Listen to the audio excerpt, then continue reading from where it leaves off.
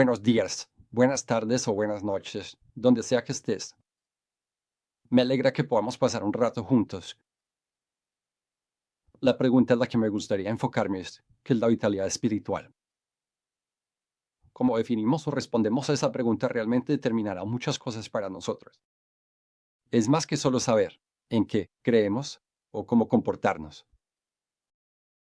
Creo que si lo limitamos a una estructura de creencias y comportamiento, terminamos sintiéndonos un poco debilitados y un poco planos. Así que me gustaría echar un vistazo a cómo puede verse la vitalidad espiritual en términos muy personales para nosotros. Siempre pienso que es bueno volver a la intención original de Dios cuando hablamos de esto. Entonces, cuando Dios creó el mundo y todo lo que hay en él, Adán y Eva, lo vemos así. Les dio vida, les dio una especie de misión y les dio el dominio, la autoridad para llevar eso a cabo.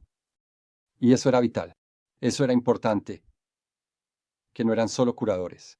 En el jardín, eran cultivadores de algo que podía hacerse aún más fructífero y expandirse.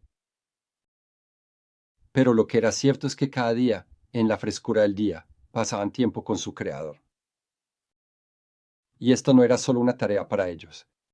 De hecho, creo que su sentido de quiénes eran y su sentido de cómo llevar a cabo lo que estaban haciendo nació de esas conversaciones continuas. Y creo que nos ayuda a saber que Dios nos ha dado nueva vida en Cristo, y ciertamente nos ha dado una misión, y ciertamente nos ha dado autoridad, y eso lo sabemos. Pero podemos sentirnos bastante planos y desinflados si hay algo que falta, y eso no es solo que estamos haciendo por Dios, sino como pasamos tiempo con Dios. Esa es la función que creo que le añade una especie de profundidad y textura a nuestra alma y a nuestra vida. Así que Dios nos ha dado esa vida. Creo que es útil para nosotros, para atar nuestra identidad a lo que Cristo ha hecho por nosotros. Si nuestra identidad o nuestra seguridad están atadas a otras cosas, con el tiempo nos encontraremos volviéndonos inciertos e inseguros. Esas cosas no pueden soportar el peso de quienes Dios nos ha creado para ser. Y lo que Cristo ha hecho por nosotros en la hora terminada de la cruz es esencial, pero a veces olvidamos que también hay un trabajo sin terminar en el ministerio en el que Él quiere que participemos. Creo que la espiritualidad vital es capaz de entender mi identidad, y la seguridad está ligada a lo que Cristo ha hecho por mí, y ahora hay algo que Cristo quiere hacer conmigo. Y eso puede hacer una diferencia en mi vida así como en el mundo que me rodea. Y así, me gustaría que empezáramos a pensar en eso un poquito. La espiritualidad vibrante busca recuperar una comprensión de cómo vivió Jesús y cómo sirvió. Y esto es lo que realmente es interesante. Él llamó a la gente a que lo siguieran y, en ese seguimiento, ellos descubrieron quién era Él y también entendieron su función, su papel, su misión en la vida. Que hay algo en pasar tiempo con el que hace que ambas cosas queden cristalinas. Y a veces, cuando pensamos en nuestra vida devocional personal o en nuestro tiempo privado con Dios, tendemos a enfocarnos solo en una u otra de esas cosas. Pero para Dios, esta es una conversación natural. Entender quién eres también desbloquea lo que Él tiene para que hagamos o lo que Él tiene para que nos convirtamos. Y así, me gustaría que pensáramos en eso. La espiritualidad vibrante también tiene un significado muy interesante. Y eso es que lucha contra nuestro orgullo. Hay algo en reconocer la necesidad de estar regularmente con Jesús, no solo para marcar una casilla y demostrar que hice algo por Él, sino que necesito estar con Él porque hay cosas que necesito preguntarle. Hay muchas cosas que no sé. También es cierto que hay una dirección que necesito. Tengo todo tipo de opciones frente a mí, y algunas de ellas ni siquiera las veo. Y entonces, ¿cómo debo pensar en eso? También sé que necesito protección de ciertas maneras. Hay cosas en las que mis pensamientos pueden desviarse un poco, y con el tiempo eso puede llevarme a lugares. Nunca querría irme. Y sin embargo, si no me corrigen, eso es exactamente lo que va a pasar. ¿Cómo protege Dios mi alma? Porque nuestra cultura puede tener mucha influencia tóxica, que me va a impedir simplemente reflejar el mundo que me rodea. Y así, creo que esta espiritualidad vital juega un papel importante en todas esas cosas. La espiritualidad vibrante responde a la obra de Dios en nuestras vidas con gratitud y agradecimiento. Y lo que no estoy diciendo con eso es que, bueno, solo se supone que debemos agradecerle a Dios por todo lo que está pasando en nuestra vida, sin importar lo que sea. Una forma de negación del creyente, que de alguna manera decimos que las cosas que nos duelen no nos duelen de verdad, o que las cosas que son difíciles no son realmente difíciles, o que las cosas que son pesadas no son realmente pesadas. Eso, no es de lo que se trata esto. Todos hemos tenido que navegar por algunos estresores significativos en la vida. Hemos tenido un gran dolor y pérdida. Sabemos lo que es tener que cargar con cosas demasiado pesadas para nosotros, para una temporada para la que no nos sentíamos preparados. Así que no se trata solo de, bueno, agradezco a Dios que el dolor sea real. No. Pero en medio de ese dolor, en medio de la pesadez, en medio del quebrantamiento, hay recursos que Dios está proveyendo momento a momento.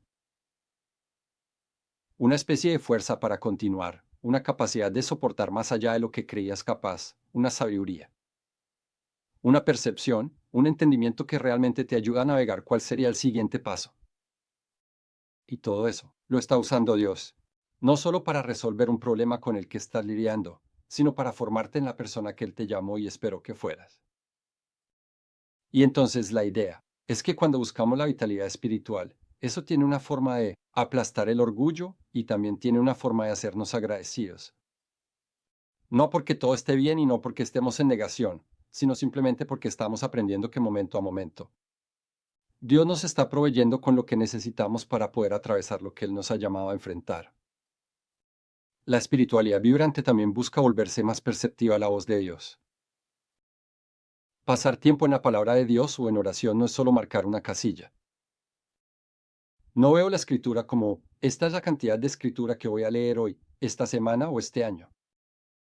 La pregunta sobre las escrituras no es solo para que yo conozca la historia de la obra de Dios con su pueblo o la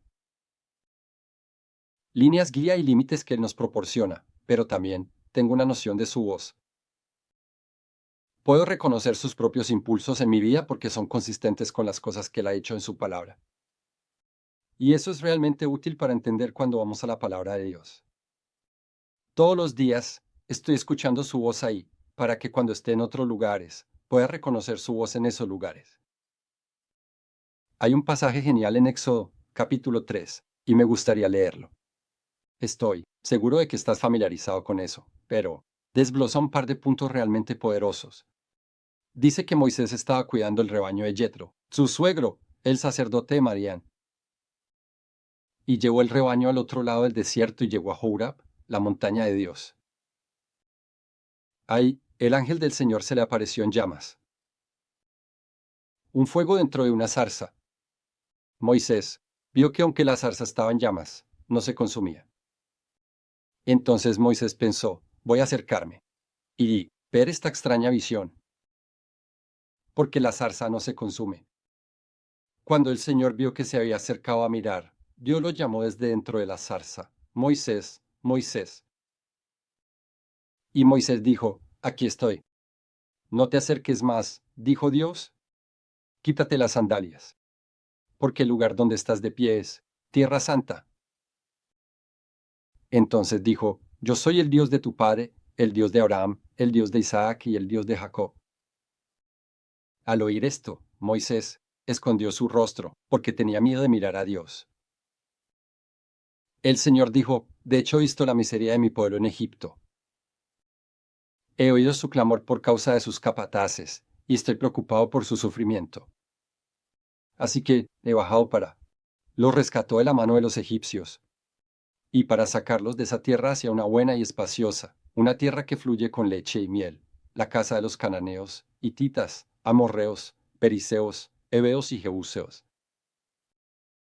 Y ahora el clamor de los israelitas ha llegado a mí, y he visto cómo los egipcios los oprimen, así que ahora ve. Te estoy enviando a Faraón para sacar a mi pueblo, los israelitas, de Egipto. Moisés no empezó este día con ningún presagio o advertencia. Sería completamente diferente a cualquier otro día de su vida. Creo que esto es importante porque Dios hace un trabajo extraordinario. En días ordinarios, cuando me despierto, en la mañana, no tengo idea de lo que Dios va a planear, pero puedo participar en ello. Y Moisés iba a ser llamado a tomar una decisión que abriría su vida a posibilidades increíblemente nuevas. Se le iba a pedir que participara con Dios en el rescate y la restauración del pueblo de Dios. Y esa tarea iba a requerir más de lo que Moisés tenía. Él no tenía las habilidades. Él no tenía las capacidades para eso. Tendría que haber una gran dependencia de Dios para que esto sucediera. Pero esto es lo que Dios hace en esos momentos con él. Él nos capacita para hacer cosas que no podemos hacer por nuestra cuenta. Dios ha hecho algo significativo por nosotros en su obra de salvación, y eso es muy humillante. No podíamos salvarnos a nosotros mismos. Pero Dios también nos llama a asociarnos con Él en el rescate y la restauración de otras personas, y eso también es muy humillante. Porque no tenemos las habilidades ni las capacidades, igual que Moisés. Vemos como no estoy calificado para esto. Sin embargo, Dios ve algo en nosotros que nosotros no vemos, y Dios tiene la intención de caminar con nosotros a través de todo esto. Así que una espiritualidad vibrante no es solo estar familiarizado con la historia de Jesús. Se trata de convertirse en parte de la historia de Jesús. Jesús no dijo, mírenme. Él no dijo, repitan, después de mí. Él dijo, síganme. Podemos aprender mucho sobre Jesús. También podemos aprender mucho sobre nosotros mismos, y podemos aprender mucho sobre nuestro mundo solo pasando tiempo con Jesús. No hay sustituto para pasar tiempo con Jesús. También podemos descubrir ritmos y hábitos naturales que nos ayudan a pasar tiempo con Jesús. Y lo que tengo que decirte es que ha habido momentos en los que traté de copiar los ritmos y hábitos de otras personas, y me frustré. Lo que les había funcionado muy bien a ellos no me funcionó a mí. Creo que esencialmente sabemos que necesitamos pasar tiempo en la escritura, en oración y en adoración, pero eso puede verse muy diferente, no solo para diferentes personas, sino en diferentes etapas de nuestra vida. Si algo no funciona, no asuma que las escrituras no tienen valor. Haz la suposición en cambio de que la forma en que lo estás haciendo no te está funcionando, y luego busca otra manera. Quizás sea leer la Biblia en un año. Quizás sea solo leer un pequeño pasaje cada día. Quizás sea escuchar la palabra de Dios de manera regular a través de alguna opción audible. Pero el punto es que pasamos tiempo con Jesús. Así es como nuestra espiritualidad pasa de ser delgada y frágil a algo rico y profundo